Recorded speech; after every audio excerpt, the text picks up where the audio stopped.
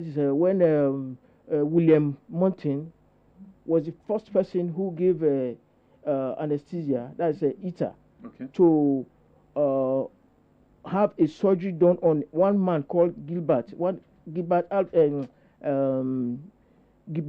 Albert. That was in Massachusetts in the USA, Boston General Hospital. Okay, first had surgery done, and he was given ITA. So those days it's just a single agent, ITA. They will just be giving the patient until the patient lost respiration, lost all cardiovascular, to depress the consciousness of the patient to such an extent that surgery can be carried out without pain. But they discovered that those agents are not safe. But in this era, modern era, surgeries are made painless with what we call balanced anesthesia. If we are going to do general anesthesia, you give muscle relaxants to relax the patient. You give agent to relieve anxieties. You give different agents to take care of pain. You give agent to cope hypnosis, which is unconsciousness. Okay, so with those agents, you are giving little of all these agents, and then you realize that patient will have the little of all these agents, and the side effects of these agents are minimal. But the tendency is that when you have what we call balanced anesthesia, there's tendency for us to have what we call awareness under anesthesia, which is a major concern. Why am I saying this is a major concern? You paralyze somebody, he cannot move, and procedure is going on. But the amount of inhalation agent or intravenous agent you are giving to make the patient sleep, which is called hypnosis, maybe it's not adequate because you don't have a way of measuring it. Okay? Yeah.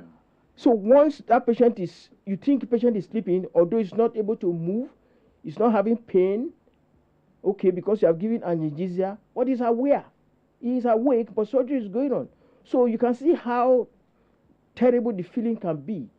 When you're having a surgery, you know that something is going on in your body. Yeah. You are aware, but you can't move, and you can't talk, and you can't react. So that is what we call awareness under anesthesia, and it's very common, especially in places where the means of monitoring the depth of anesthesia is not there. But there are ways, this modern era, there are ways of monitoring the depth of anesthesia. And one way to do that is what we call bispectral index monitoring. That's why I say monitoring is the key in anesthesia. Okay, we monitor everything. We monitor the blood loss.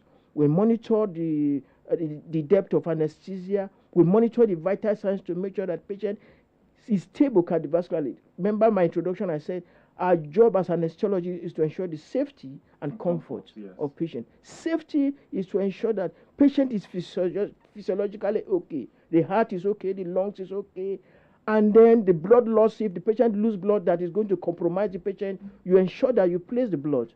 Okay, so that's all about general anesthesia. So one of the misconceptions is awareness. The second one is pain. Am I not going to feel pain? But in this era, we have adequate, strong analgesia that is given to ensure that patient is pain-free.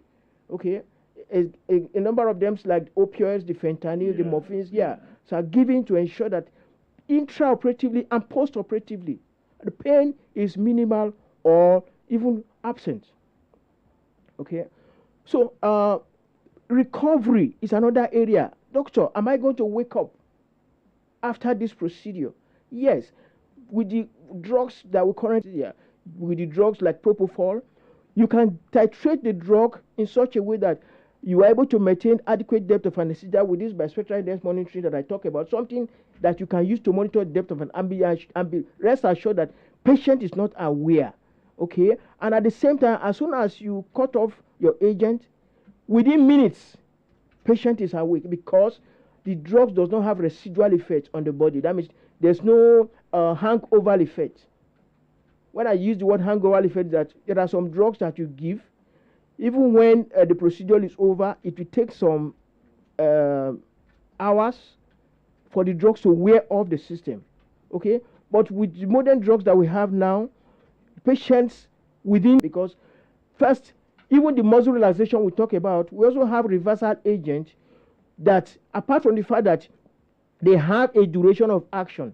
What I mean duration of action is that you give the drugs at so time, you ensure that, okay, at so time, the drugs must have wear off the system. And in this modern era, we use short-acting agents.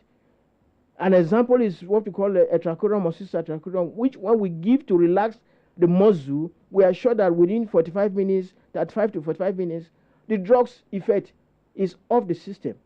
Okay, so, but when that happens and may you feel that the effect has not worn off, there are also agents to reverse the effect and make sure that there's no residual effect. So you discover that the fear is that reality from anesthesia, because another thing is that people fear, am I going to die? To be honest with you, currently with this modern practice, it is reported that less than 1 in 250,000 patients die from anesthesia-related death. So, which is very, very rare to know, is that the presence of anesthetists continually with them on the operating room. Because I've seen so many patients will ask me, doctor, are you going to be there with me? Because after going to see the patient in the ward, let them know their concerns, because we as anesthetists, we have to go to the operating room, we have to go to the ward to see the patient a day prior to surgery, to review them, to talk to them, allay their fear, allay their anxiety, let them know what to expect, let them know the process they are going to go through. Okay? And when they have that, their fear tends to come down. You tend to allay their fear with that visit alone. Because all their questions, all their concerns, you allow them to raise them, and then you answer them. And then that allays their fear, that allays their anxiety. Oh, so you mean that I can actually have this surgery done without sleeping? Because some always think that all surgeries have to be that I must sleep. Nevertheless, even if I'm talking about sleeping or not sleeping, I'm not saying that sleeping is not safe. Whether you are sleeping under anesthesia, whether you are awake under anesthesia, they are all safe. Okay? But whenever surgeries can be done without you being put to sleep, it's preferable, because I always let my patient know. If, for instance, Mr. Tony, you have to have surgery done, and I'm supposed to be your anesthetist, and then let's assume that there's a fracture of the lower limb, and then you are having surgery, and me and you, we are chatting, we are gisting, you are telling me story. You feel happy that, oh, you mean I can actually have surgery done and I'm gisting with my doctor? Yes, it does happen. And that is when we talk about regional anesthesia. Okay? So and I've had children, 2 years old, okay, who the parents are afraid, oh, this my child is going to have surgery, especially surgery that involve the lower limb. Oh, this my child is going to have surgery. I'm afraid. Is he going to wake up? Is he not going to wake up? And I'll tell the parents, look, a number of children that I've had to provide anesthesia to, I will give them my phone. They'll be watching a cartoon, watching things, and the surgery will be going on. Yes, and that is what modern practice of anesthesia has brought us to. Okay, and that is why the era of regional anesthesia has made surgeries so safe. Fantastic. Okay, so we give what we call spinal anesthesia to children, 2 years, 3 years. And I've done that. And you see the child, when the surgery is over, we say, have they finished? Did they do anything? They didn't do anything. Because the child all along was playing with me, playing on the phone, watching cartoon, and he never knew what was going on. But some that have anxiety level, we give them some medications to make them calm. Okay, while surgery is going on. So relatively, to be honest with listeners, surgery these days is very safe. We have no reason to fear anything. We have no reason to fear at all. But if you have any fear, you have any concerns, all you need to do is to discuss with your physician, discuss with your caregiver. Raise your concern, and it will be addressed. Okay, so you said something that I want to go back to, something about amnesia. You called it a certain name, the drug. Yes, anterograde amnesia. There's retrograde amnesia, there is anterograde amnesia. When we talk about retrograde amnesia, it means that events that have happened in the past. Let's assume that somebody have a brain injury. Yes. Okay. Or maybe he can't even remember where he is from. Okay. He can't even remember things that have happened in the past. That's retrograde. Okay. Okay. Anterograde means that memory of the past is there, but you ask me in the next 1 hour, I can't remember. That's anterograde amnesia. So when a patient is brought to the theater, there are drugs that we can give. In fact, I'm going to give a typical example. I was opportune to provide sedation because that's another aspect of a type of anesthesia that I didn't mention. Yes, that's okay, true. That's true. Sedation under anesthesia for patients that were to have a colonoscopy done. They want to just do a procedure where they will view their colon and be sure that they don't have colon cancer. Colon cancer. Yeah. Thank you. And then you just such a case, you are not going to give them full general anesthesia. So I've had to give some medications, and then when the procedure is over, the patient asks, "Have we finished?" I say, "Wow." So it means he didn't remember anything. So that's amnesia, anterograde amnesia, because he won't remember whatever has happened after that.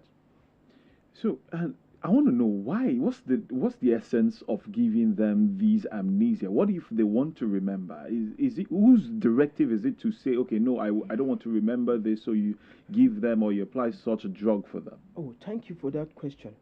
You see, there are so many people. We've already talked about the concerns about. That's true. Yes, going through operating room.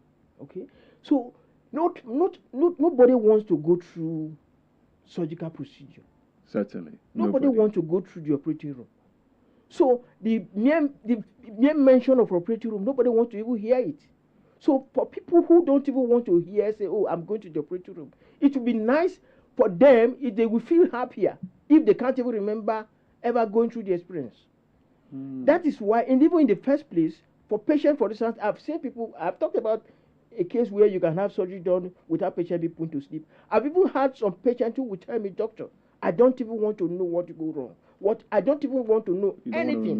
Despite the fact that the procedure is amenable to being able to keep them awake. Yeah. They'll say, "Oh, doctor, I don't want to know anything. I don't want to know anything. Please, doctor, just put me to sleep." No, that's fine. That's fine. So just put me to sleep. Yeah. Okay? So majority of patients don't want to know what. And are you saying that about their journey? Even if they are being given that amnesia drug, be the anti or the ritual, after, say, months after, years after, are you saying they will not remember that event of the operating room? They will not think about it. Even if the only events they will remember is they will remember that they were brought to the operating room. They remember all their journey from the ward to the operating room. But after that, but as soon as that drug is given, they won't remember anything. Highly spiritual. All right, thank you so much for this insight, Dr. Alao. Lagos, once again, it is Talk to a Doctor here, your health-centric radio station, WASH 94.9 FM. And this morning, as I earlier hinted, we're talking about the fear of the operating room and anesthesia. Our guest this morning is a consultant anesthesiologist right there at the National Orthopedic Hospital in Igbobi, and that's Dr. Alao Fọlọ́runṣọ́. So if you've got questions, please do want to be our guest. We'll be going for break now, but I'm going to put open the phone lines and as well as open a WhatsApp number. It's been open, by the way. I do want to read out some of your messages. 0915-849-4949. Another, of course, the number to call to speak with Dr. Alao is 0704-100-7949. If you want to speak with him, 0704-100-7949. If one way or the other you've been in the operating room before, if you have SAR experiences you want to, I know most likely we don't want to recount a SAR experience, but no matter the tale, if you want to share, if you've got questions, let's have it. I know that there are some people that say that after they give them anesthesia or sedate them, in the process, normally they're not expected to wake up during the process of the whole operation and surgery, but we've heard setting on, they wake up in the middle. It's as though the anesthesia wears off for some reason, anyways, all of these we will attend to once we return from this breather. So Lagos, Nigeria, stick around with us. It's still Talk to a Doctor here on your health-centric radio station. We'll be back.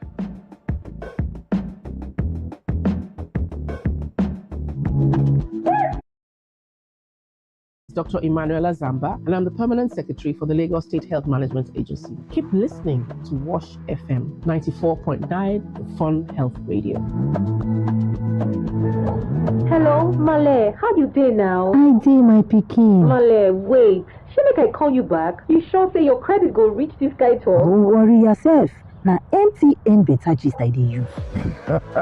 Who no like better thing? Just go buy new MTN SIM so MTN go dash you 2,100 naira airtime sharply, and on top that one, every call wey you make, whether na 3 minutes for this call or na 1 minute on top another call, e go dey join dey go. And once you gather reach 6 minutes, MTN go sama you 3 minutes extra. Make you for continue that better gist. Oya dial *123*2*1# to join MTN Better Gist today. Terms and conditions dey sha o. I'm so happy. Oh, you mean you're rhapsodic? RHAPSODIC. There you go again. Always using big words. Well, yes, Sesquipedalian. SESQUIP. Sesqui? Are you casting spells? We are just getting ready for MTN's MPOS Spelling Bee. Your child could become MTN CEO for a whole day and win from a prize pool of over 40 million naira, ranging from laptops to smartphones, educational grants, MTN MPOS goodie bags, and more. Register now at mpos.mtn.ng. Terms and conditions apply. MTN, what are we doing today?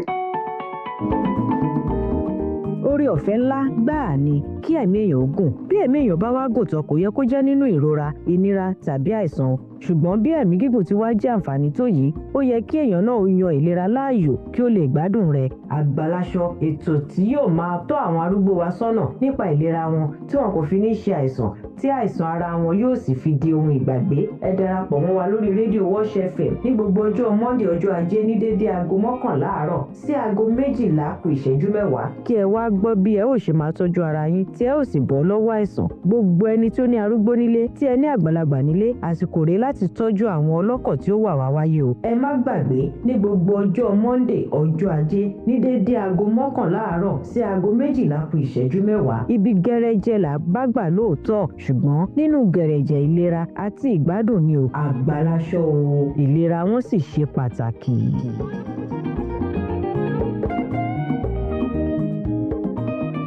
MTN Mega Billion promo is finally here. From Monday to Cash on your MTN line. Then every recharge from 100 naira or more will get you more entries and increase your chances to win. This promo lasts till the 21st of September. Recharge today and win millions. T's and C's apply. Visit www.mtn.ng for more details. From the heart of Lagos, we bring you the sound, the stories, and the spirit of the city. Wash 94.9 FM. Carol, come on. You don't hear say Lashma don't bring V-Boot come with market. Now who be Lashma? Lashma na Lagos State Health Management Agency. The people will bring Iilera-Eko. Oh, okay. The social health insurance people. But wetin come consign us with V-Boot? Carol, V-Boot na the online store where subscribers fit get telephone healthcare talk with doctor. Dem don station all these V-Boot stores dem for all the big area markets throughout Lagos. People wey don already pay down for the standard Jara plan go enjoy all the better benefits of the old standard plan together with the new extra jolliment. Abeg, tell me say this talk na true. Just dial *6700*006# to join standard Jara one time or call 58275 or register online for www.lashma.com. Iilera-Eko, nobody go carry last. Wake up, rise up. It's a brand new dawn. Feel that energy and get your rhythm on. It's time to stretch, move, and chase your dream. Whether you dance, walk, or hit that cardio stream, this isn't just your workout show. Thrive. Join us Thursday and Friday, 6:25 to 6:50 a.m. and become the boldest version of you.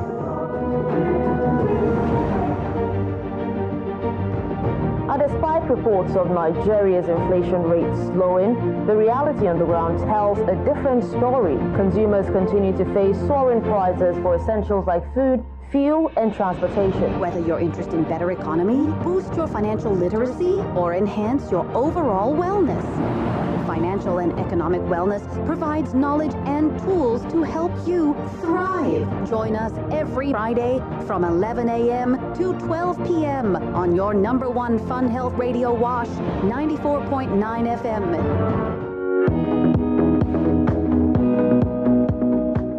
The wait is over, guys. The mic visual that took us by storm all through last week has finally been revealed, and some of us guessed it right. It's MTN. Wow! Who would have thought? They gave us Project Fame way back then, and now they're back again with the next Afrobeat star, once again teaming up with Ultima Studios. I heard this is going to be a reality TV show, and it's going to be massive. If you're an aspiring star, you know what to do. Dust in those vocal cords and song notes you've been recording on your phones, because it's time to make a difference with your sound. The next Afrobeat star is here to take your sound global by creating and shaping the next global Afrobeats icon out of Nigeria, and you could be the next. Simply text NAS to 13013 from your registered MTN line to register, and you will receive a text message. Follow the prompts, record and upload your sound, and you will get a call for the next Afrobeat Star live auditions. It's inspiring to see how MTN introduces different opportunities for youths to make progress, and this is brought to us by MTN Pulse.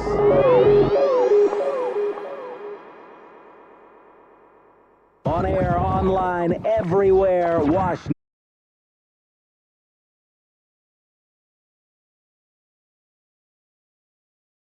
Ring. Take your time, then call back. You can always call back. Remember, recharge cards are cheaper than brain surgery. Be careful. From the streets to the Senate to the heart of Nigerians, it's time to speak your mind. Politics, truth, and the nation's call. Viewpoint, it's time for the truth to shine. From the political scene to the nation's beat.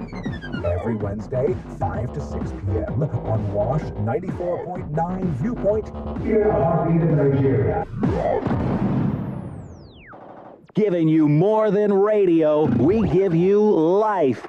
Fun Health Radio 94.9. Hello, Lagos. My name is Dr. Emanuela Zamba, and I'm the Permanent Secretary for the Lagos State Health Management Agency. Keep listening to WASH FM 94.9, the Fun Health Radio.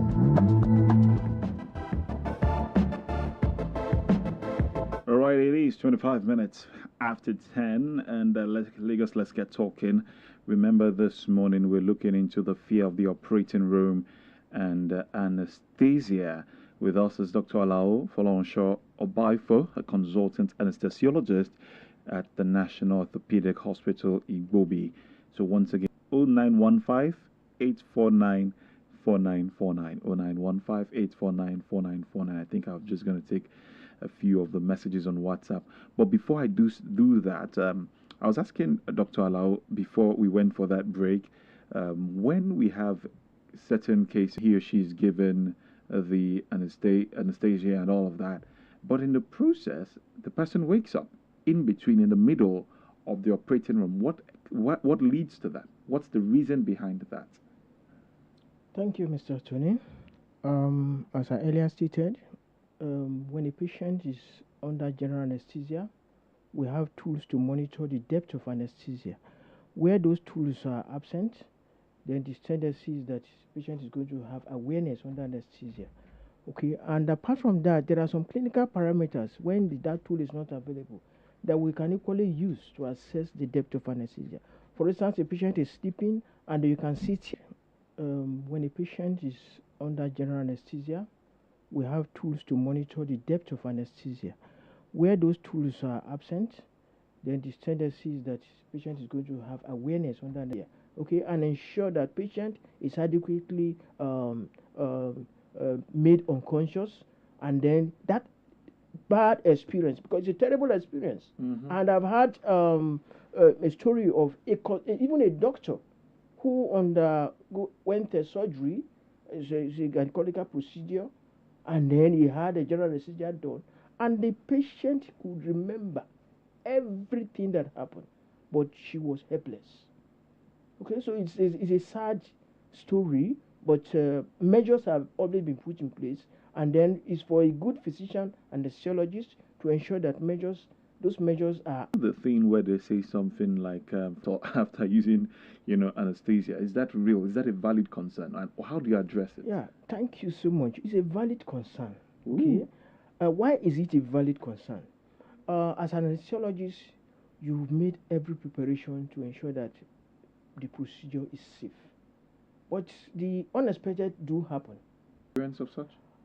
Well, I've had environment, and that is another area I'm going to talk about, because sometimes patients come with comorbid conditions. Okay. What is that? For instance, when I use the word comorbid conditions, patient is diabetic. Sometimes some of them are hypertensive. Some of them have asthma. Some of them have kidney failure. They are on dialysis.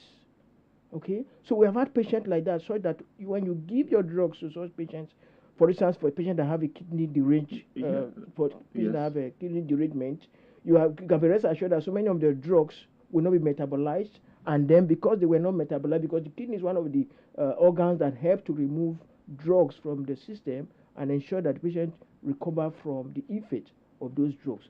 Because when those drugs are not removed appropriately, so there's tendency for those drugs to accumulate and then make the patient to sleep more.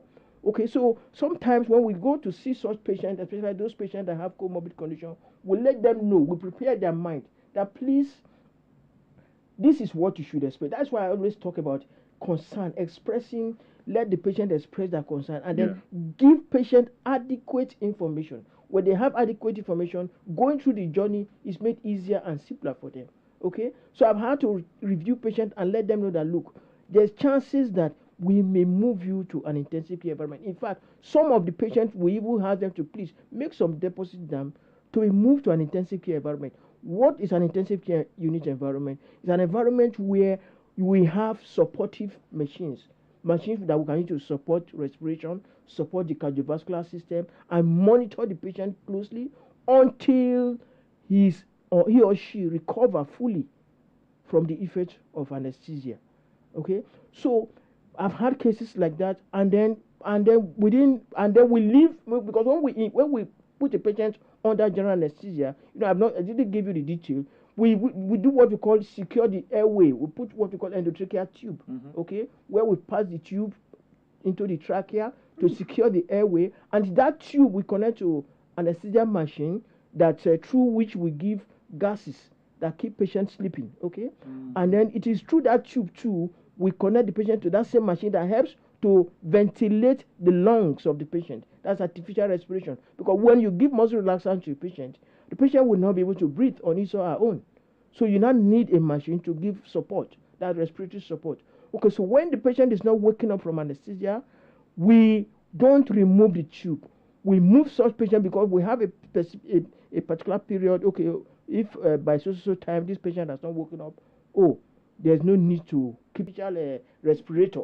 Okay, you connect the patient there, and then you allow the patient time for the drugs to wear off. And there are even some cases where we have to even move patient straight from the operating room to dialysis unit, because you know that that patient have to have dialysis done for those drugs to be off the system. So you take patient as they are. Okay, you address patients' individual problem. That is why the management of patient, as anesthesiologists, our care of patient is not on the operating room. It starts from the ward. You see them in the ward, you know the kind of conditions they have, and you make adequate preparation to ensure that patient's journey is safe ultimately, and then comfortably. And then being safe means that for patients who have blood pressure, for instance, that is not controlled, that is not normal, you may have to buy time. That is why I usually tell them, if a patient comes for surgery, if it's not an emergency surgery, there's no hurry. Okay, the most important thing is for us to have a patient who has surgery done and is alive. And one of the things we do is that we ensure that if blood pressure is not controlled, we give time. We say, okay, please, we may need to postpone this surgery and make sure that your blood pressure become normal. Or for instance, the sugar is too high. We say, no, we need to buy more time. Let's give more medications and bring down the sugar to normal or near normal, to a safe level that the surgery can go on. So these are the things we do to ensure that patients wake up. And then, but in all of these things, in place, some people just have a reaction that you can't just explain. I'm going to give you an example. A patient comes, and then you have taken history, you have taken everything, because part of the things you must do, take history. And there's a condition we call malignant hyperthermia, a condition where suddenly patients just start having high temperature, the muscle become rigid, everything just become hypermetabolic. Okay, these are things, I'm just bringing out this as an example, something you did not prepare for. And then patients may end up not having the outcome you desire, okay, because you are encounter something that you did not expect, but it's rare, okay. Thank you. You've actually said a lot, and we've even eaten way into our time. We have just 6 minutes before we call it a day this morning on the conversation. But I have a message I want to quickly take. I think it's something similar to what you just shared with us. This is Kunle from Oshodi asking if there are risks associated with anesthesia, and okay, are there risks associated with anesthesia, and is it compulsory that patients use anesthesia? Very good questions. There is even food, the food we eat, water we drink, there are always side effects. Okay, may I tell you that if, for instance, you drink too much of water, you can have water intoxication. So everything has risk. There are risks associated with anesthesia, and so many of the risks associated with anesthesia, especially with respect to general anesthesia, let me come to that, is, for instance, in the process of securing the airway. If somebody has artificial teeth, that's why we normally tell them, if you have artificial teeth in part of preparatory review, please remove it. Teeth can be dislodged, okay? In the process of instrumenting the airway, the patient can have soreness in the throat, okay? If it is spinal, for instance, the chances are that the patient can have a high block. So it means that what we are giving, we want it to be limited to the lower limbs, but the block now climbs and the patient's around the chest where the patient cannot breathe. Yeah. So there are multiple complications. Or we talk about patients who you have given drugs, okay, and the drugs it has what we call anaphylactic reaction to the drugs, and then what we mean by anaphylaxis is that the patient just body just react abnormally. Okay, you get the airway swelling, the blood pressure going down, so many things happening. Okay, or you put a patient to sleep, okay, as we have just said, now one of the risks, you didn't measure the depth of anesthesia, you don't have a means of measuring, you don't have you are not assessing it, and the patient is actually awake, but you think the patient is asleep. That's a risk. That's a complication that could arise.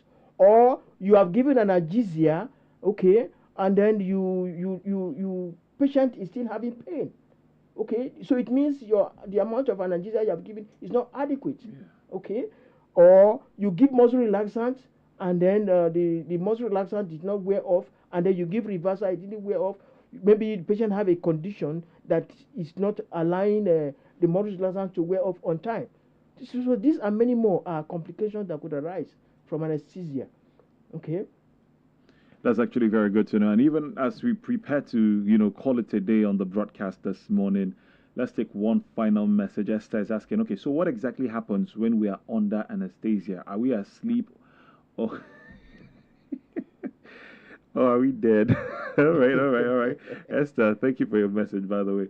So she wants to know, okay, so when we apply the anesthesia, because you said you're unable to breathe, you have to pass something so the person can breathe. So ordinarily, if you're sleeping, you can still breathe on your own. So it means you are not sleeping when you receive anesthesia. So what happens? Okay, so let me answer this question by saying that it depends on the type of anesthesia. Okay, I guess this person is asking because he's asking about general anesthesia, because I mentioned earlier you can have local, you can have a regional anesthesia where you are awake, okay, and then your surgery is going on, okay, because we have blocked nerves, sensation that block the nerves, and then the sensation that's supposed to carry pain to the brain are blocked. Okay? So, but when it comes to general anesthesia, let me guess it is general anesthesia is talking about. Not alive, will not have blood pressure. You have your heart beating. Okay? Heart rate is there. Okay? We measure your oxygen level. Okay? It's okay. Okay? The only thing is that we have just given, the reason why we talk about you are not able to breathe is that we have given a medication, a muscle relaxant, to relax your muscle. So the muscle relaxant will not just go and relax the area that's supposed to be operated. It's going to also relax your respiratory muscles. And then that is why we now put you on a machine that will give you respiratory support while the surgery is going. It doesn't mean that you are dead. So like you're in a coma or you're unconscious. You are unconscious and you have also been paralyzed. Okay? But the paralysis is not permanent. Yeah, that's it. It's temporary. That's right. Okay, because the drugs has a duration of action, and then we can also reverse the effect of that drug. It's there to ensure your safety. It's there to see to it that your vitals are okay. When you lose blood, we replace it. Okay, because that's one of the things that can compromise your cardiovascular systems that we have given. It is that we have given. And then you are back. It's not that you are dead, no. You are asleep. But that sleep was induced. All right. Thank you so much, Dr. Alao. Honestly, we could go on and on with this conversation, and we won't leave here. But as